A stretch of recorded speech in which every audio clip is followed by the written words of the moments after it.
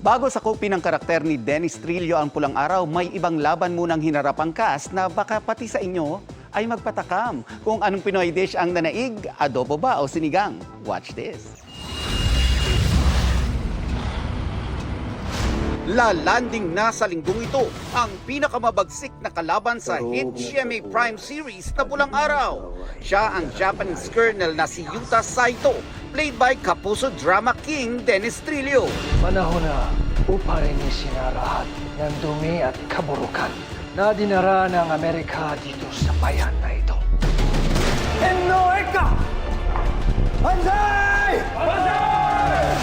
Ito ang kanyang kauna-unahang major kontrabida role na magpapahirap kina Adelina, Teresita, Hiroshi at Eduardo.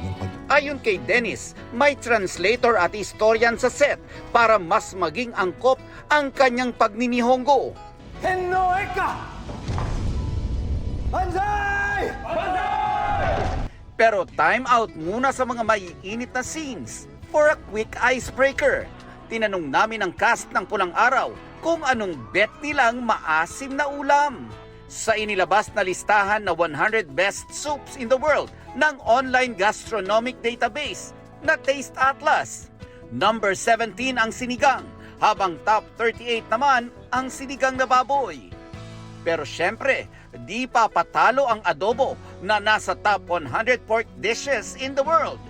Team adobo o team sinigang ka ba? Sinigang. Halong hira. Team sinigang ako eh. Pero masarap talaga yung adobo. Sige na nga, adobo na lang. Hindi napapanis yan eh. Sinigang?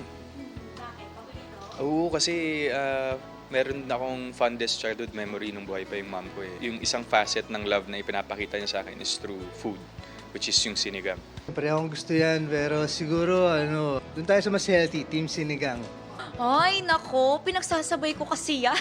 Yung ilalagyan mo ng sarsa yung kanin ng adobo, tapos may sabaw ng sinigang on the side. Sa huli, mukhang lamang ang team sinigang. Mabuhay ang may asim. Este, maaasim.